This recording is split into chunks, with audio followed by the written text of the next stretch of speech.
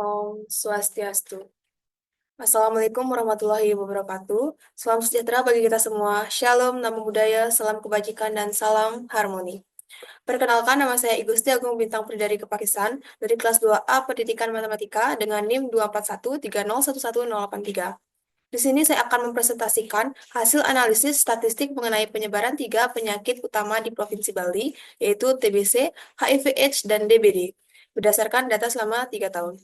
Di sini saya memiliki tiga data, yang dimana data utama merupakan tentang jumlah kasus penyakit dalam kurun waktu 3 tahun, yaitu tahun 2021, 2022, dan 2023. Kemudian data kedua, yang dimana merupakan data pendukung untuk menjawab pertanyaan yang berada di sheet 2 tentang jumlah rumah sakit di Provinsi Bali. Dan data ketiga, merupakan data pendukung tentang jumlah penduduk di Provinsi Bali tahun 2020. Pada data jumlah kasus penyakit terdapat data yang tidak tersedia dikarenakan pada keterangan BPS Provinsi Bali mencantumkan tidak ada data. Saya juga mencantumkan link BPS pada masing-masing tabel.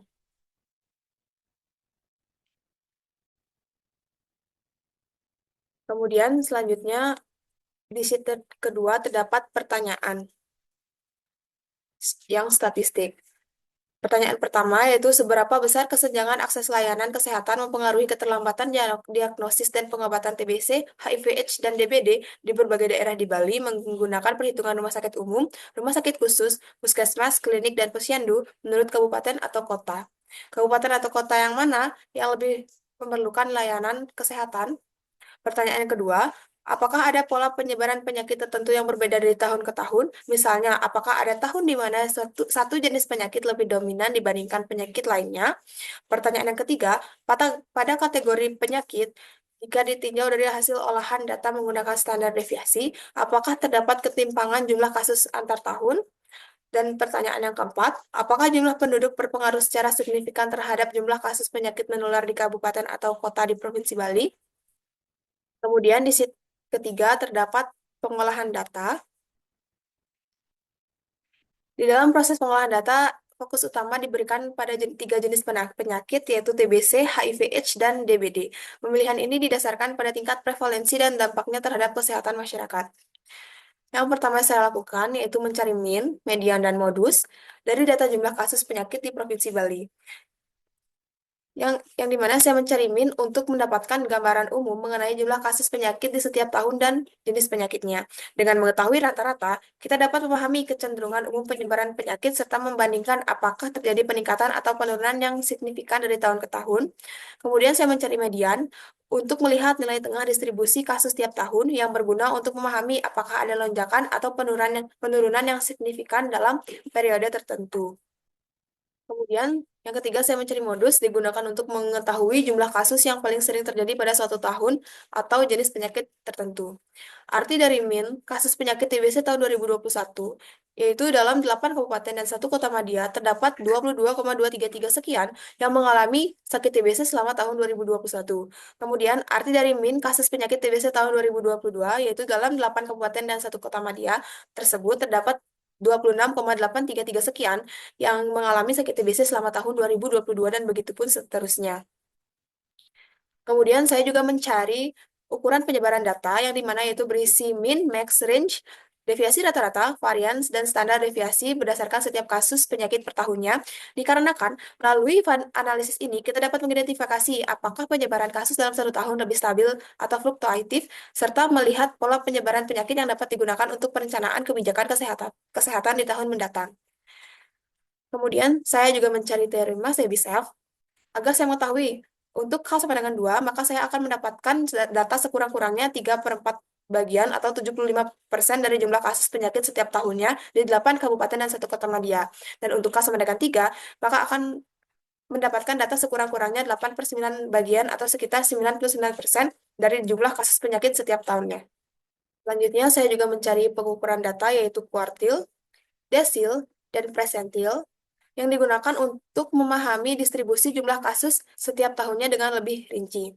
Kuartil membagi data ke dalam 3 bagian, desil ke dalam 9 bagian, dan persentil ke dalam 100 bagian. Ini membantu mengidentifikasi tahun dengan jumlah kasus tertinggi dan terendah, sehingga pola tren penyakit dapat diketahui dan langkah mitigasi dapat disusun secara lebih efektif. Kemudian, di sheet selanjutnya terdapat jawaban dari beberapa pertanyaan statistik yang terdapat di sheet 2 sebelumnya. Jawaban yang pertama, kita bisa melihat pada tabel jumlah rumah sakit di Provinsi Bali. Berdasarkan data yang sudah saya berikan di bagian sheet data mentah, adanya kesenjangan infrastruktur rumah sakit di kabupaten atau kota di Bali yang menyebabkan mempengaruhi keterlambatan penanganan penyakit TBC, HIV/AIDS, dan DBD, yang dimana ini masalah terbesar untuk pemerintah untuk meningkatkan infrastruktur rumah sakit yang ada di kabupaten atau kota di Provinsi Bali. Seperti kita ambil contohnya di daerah Jembrana, Bangli, dan Karangasem, daerah tersebut memiliki rumah sakit umum yang minim dan ini menjadi salah satu faktor yang menyebabkan mempengaruhi keterlambatan penanganan penyakit TBC, HIV/AIDS, dan DBD. Jadi, kabupaten yang lebih memerlukan layanan kesehatan yaitu Kabupaten Jembrana, Bangli, dan Karangasem. Jawaban dari pertanyaan nomor 2, kita dapat melihat pada tabel jumlah kasus penyakit di Provinsi Bali.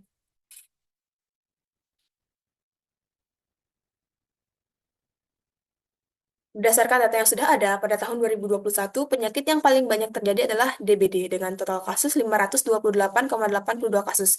DBD menjadi ancaman kesehatan utama dengan jumlah kasus yang jauh lebih tinggi dibandingkan penyakit lainnya yang di mana HIV/AIDS menempati urutan kedua dengan jumlah kasus 488 dan TBC dengan jumlah kasus 200. Pada tahun 2022, penyakit DBD masih menjadi penyakit yang dengan jumlah kasus tertinggi, bahkan mengalami peningkatan menjadi 1.262,18 kasus. Sementara penyakit HIV/AIDS juga mengalami peningkatan menjadi 567 kasus, menunjukkan adanya tren kenaikan tetapi masih dalam jumlah yang relatif lebih kecil dibandingkan DBD. TBC juga mengalami peningkatan menjadi 242,5 kasus yang bisa mencerminkan perbaikan dalam sistem deteksi dan pelaporan kasus atau peningkatan insidensi di masyarakat. Pada tahun 2023 menunjukkan perubahan pola yang sangat signifikan dibandingkan 2 tahun sebelumnya. HIV/AIDS mengalami lonjakan drastis hingga 1.992 kasus, menjadikannya penyakit dengan jumlah kasus tertinggi dalam tahun itu. Sementara pada penyakit TBD yang sebelumnya paling dominan, di tahun 2022 menjadi urutan ke-2 dengan kasus 1.457,35 kasus. TBC juga mengalami lonjakan kasus dengan 513 kasus yang menunjukkan tren peningkatan kasus dari tahun ke tahun. Selanjutnya, jawaban nomor 3, kita bisa lihat pada tabel penyebaran data bagian standar deviasi.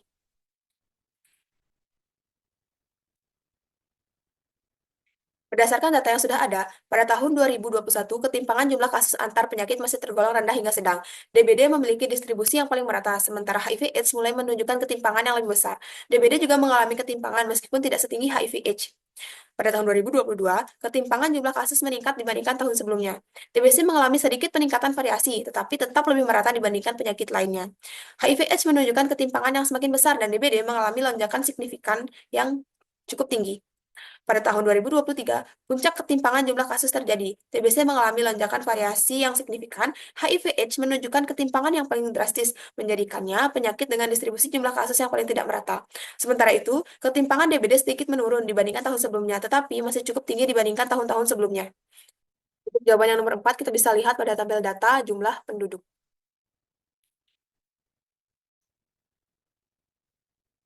Secara teoritis, kepadatan penduduk dapat berhubungan dengan jumlah kasus penyakit menular karena daerah yang lebih padat memiliki risiko lebih tinggi untuk penyebaran penyakit akibat interaksi yang lebih sering antar individu yang dapat mempercepat penyebaran penyakit menular, terutama yang ditularkan melalui udara seperti TBC. Sesuai data jumlah padatan penduduk yang saya cantumkan di data mentah, di sana terlihat bahwa Kota Denpasar sangat kelihatan padat dibandingkan kabupaten-kabupaten yang lain, dan data jumlah kasus penyakit yang saya cantumkan di data mentah bahwa Denpasar juga menjadi kota dengan jumlah terbanyak penyakit HIV/AIDS. Maka dari itu, ada hubungan antara jumlah kepadatan penduduk dengan jumlah kasus penyakit menular di kabupaten atau kota di Provinsi Bali. Selanjutnya, di sheet kelima terdapat diagram batang kasus penyakit berdasarkan tahun.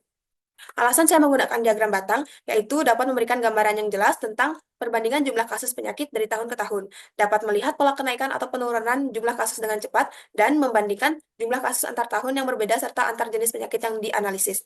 Beberapa poin yang dapat kita ambil dari diagram batang. Yang pertama, HIV/AIDS memiliki jumlah kasus tertinggi pada tahun 2023 dibandingkan penyakit lainnya.